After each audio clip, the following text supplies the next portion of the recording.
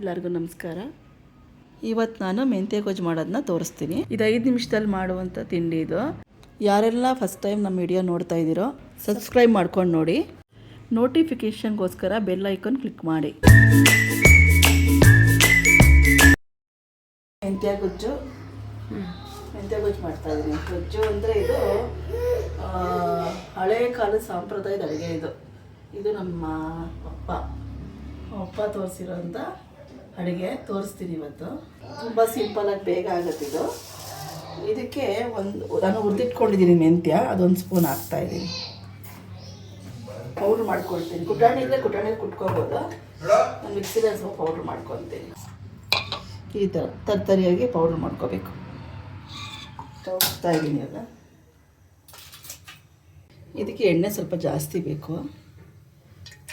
ಒಂದು ದೊಡ್ಡ ಸೌಟಷ್ಟು ಹಾಕ್ತಾಯಿದ್ದೀನಿ ಎಣ್ಣೆ.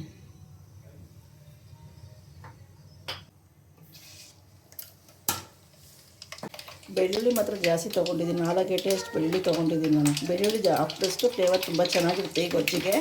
ಇದು ಮೇನ್ ಬೆಳ್ಳುಳ್ಳಿನೇ. ಇದಕ್ಕೆ ಬೆಳ್ಳುಳ್ಳಿ ಆದಷ್ಟು ಚೆನ್ನಾಗಿ ಫ್ರೈ ಮಾಡಬೇಕು, ಹಸಿ ವಾಸನೆ ಹೋಗೋವರೆಗೂ. ಇದು ಗೋಲ್ಡನ್ ಬ್ರೌನ್ ಬರಬೇಕು ಬೆಳ್ಳುಳ್ಳಿ, ಆ ಥರ ಫ್ರೈ ಮಾಡ್ತೀನಿ. ನಮ್ಮನದೇ ಮನೆಯೆಲ್ಲ ಬೆಳ್ಳುಳ್ಳಿ ಹಾಕಿದ ತಕ್ಷಣ ಒಂದು ಸ್ಪೂನ್ ಅರಿಶಿನ,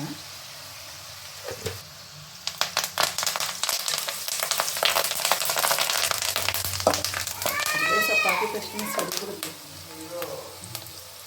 ನೆಕ್ಸ್ಟ್ ಈರುಳ್ಳಿ, ಒಂದು 3 ಗೆಡ್ಡೆಯಷ್ಟು ಈರುಳ್ಳಿ ತೊಗೊಂಡಿದ್ದೀನಿ.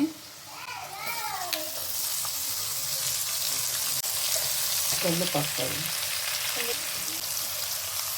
ಕಲ್ಲುಪ್ಪು ಏನಕ್ಕೆ ಹಾಕ್ತಾಯಿದ್ರೆ ಅದು ಮೇನ್ ಬೇಕಾಗಿರೋದು ಹುಣಸೆ ಹುಳಿ. ಇದು ನೆನೆಸಿಟ್ಕೊಂಡಿದ್ದೀನಿ, ತೋರಿಸ್ತೀನಿ.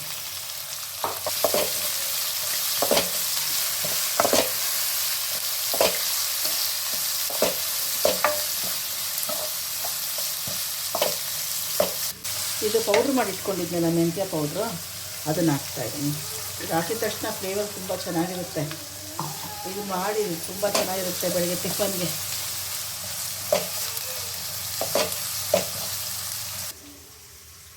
ಈಗ ಹುಣಸೆಹಣ್ಣು, ಇದು ನೆನೆಸಿಟ್ಟಿದೆ ಹುಣಸೆಹಣ್ಣು, ಅದನ್ನು ಹಾಕ್ತಾಯಿದ್ದೀನಿ.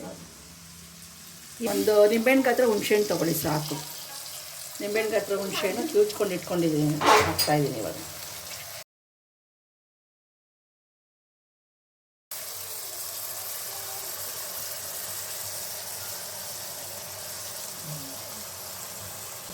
ಪುಡಿ ಹಾಕ್ತಾಯಿದ್ದೀನಿ. ಅದೇ ಬೇಳೆ ಸಾಂಬಾರಿಗೆಲ್ಲ ಯೂಸ್ ಮಾಡ್ತೀವಲ್ಲ ಆ ಪೌಡರ್. ಒಂದು ಇದರಲ್ಲಿ ಚಿಕ್ಕ ಸ್ಪೂನ್ 4 ಸ್ಪೂನ್ ಹಾಕ್ತಾಯಿದ್ದೀನಿ.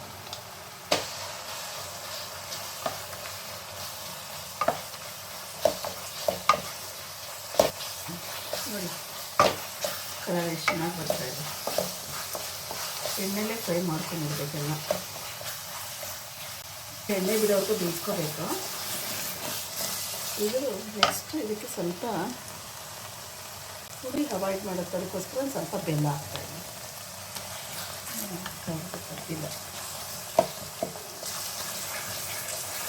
ನೋಡಿ ಎಷ್ಟು ಬೇಗ ಆಗಿದೆ ನೋಡಿ. ಎಣ್ಣೆ ಬಿಟ್ಟಿದೆ, ಬೇಗ ಆಗೋಗುತ್ತೆ. ಈಗ ಗೊಜ್ಜು ಬೆಳಿಗ್ಗೆ ಟಿಫನ್ಗೆ ನಾವು ಚಿತ್ರಾನ್ನ ಗೊಜ್ಜು ಮಾಡ್ಕೊಳ್ತೀವಿ ನೋಡಿ, ಆ ಟೈಮ್ ಅಷ್ಟೇ ಆಗುತ್ತೆ. ಇದಕ್ಕೆ ಕೊತ್ತಂಬರಿ ಸೊಪ್ಪು ಹಾಕ್ತಾಯಿದ್ದೀನಿ ಲಾಸ್ಟಲ್ಲಿ.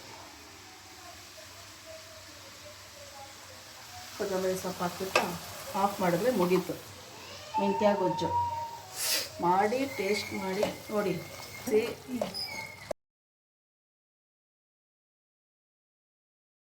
ನೋಡಿ ಈ ಥರ ಉರುಡಿಯಾಗಿ ಅನ್ನ ಮಾಡ್ಕೋಬೇಕು. ಈ ಗೊಜ್ಜಿಗೆ ಈ ಥರ ಉರುಡಿಯಾಗಿ ಅನ್ನ ಇದ್ದರೆ ಚೆನ್ನಾಗಿರ್ತದೆ. ಪುಳಿಯೋಗರೆ ಚಿತ್ರಾನ್ನಕ್ಕೆ ಮಾಡ್ಕೊಳ್ತೀವಲ್ಲ ಆ ಥರ ಮಾಡ್ಕೋಬೇಕು. ಈಗ ಆಗಿದೆ ಇದು. ಇವಾಗ ಅನ್ನ ಮಾಡಿ ಇಟ್ಕೊಂಡಿದ್ದೀನಿ ನೋಡಿ ಉರುಡಿಯಾಗಿ, ಅದನ್ನು ಇವಾಗ ಹಾಕಿ ಕಲಿಸ್ತೀನಿ. ಸ್ವಲ್ಪ ಗೊಜ್ಜು ಎತ್ತಿಡ್ತಾಯಿದ್ದೀನಿ, ಜಾಸ್ತಿ ಆಗುತ್ತೆ. ಗೊಜ್ಜು ಎತ್ತಿಟ್ಕೊಂಡು ನಿಮ್ಗೆ ಎಷ್ಟು ಬೇಕಷ್ಟು ಮಾಡ್ಕೊಂಡು ಕಲಿಸ್ಕೊಳ್ಳಿ. ಇದನ್ನು ನೀವು ಹೊರಗಡೆ ಒಂದು 15 ದಿವಸವರೆಗೂ ಇಟ್ಕೊಬೋದು. ಫ್ರಿಡ್ಜಲ್ಲಿ ಇಟ್ಕೊಂಡು ಸ್ಟೋರ್ ಮಾಡಿ ಇಟ್ಕೊಳ್ತೀವಿ ಅಂದರೆ ತಿಂಗಳಗಟ್ಟಲೆ ಇಟ್ಕೋಬೋದು. ಮತ್ತು ಹೊರಗಡೆ ನಾವು ಏನಾದರೂ ಟ್ರಿಪ್ ಏನಾದರೂ ಹೋಗ್ತೀವಿ, ಅನ್ನ ಮಾಡ್ಕೊಂಡಿದ್ರೆ ಗೊಜ್ಜು ಮಾಡ್ಕೊಂಡು ತುಂಬ ಚೆನ್ನಾಗಿರುತ್ತೆ. ಇದು ಟ್ರಾವೆಲಿಂಗು ಕೂಡ ಒಳ್ಳೆ ರೆಸಿಪಿನೇ ಇದು. ಇದು ಹುಳಿ ಅವಾಯ್ಡ್ ಮಾಡೋಕ್ಕೆ ಸ್ವಲ್ಪ ಬೆಲ್ಲ ಹಾಕಿದ್ದೀನಿ. ಏನಪ್ಪ ಇವರು ಸ್ವೀಟ್ ಹಾಕ್ಬಿಟ್ರು, ಬೆಲ್ಲ ಹಾಕಿದ್ರು ಅಂತ ತಿಳ್ಕೊಬೇಡಿ.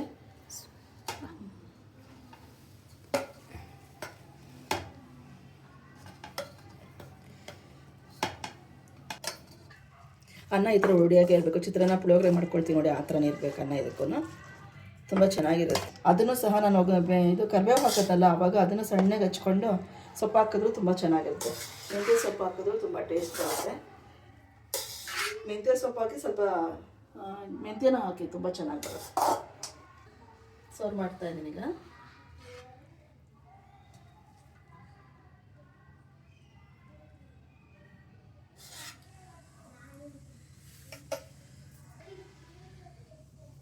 ಬಿಸಿ ಬಿಸಿ ಮೆಂತ್ಯ ಗೊಜ್ಜು ಅನ್ನ ತುಂಬ ಚೆನ್ನಾಗಿರುತ್ತೆ. ಟ್ರೈ ಮಾಡಿ.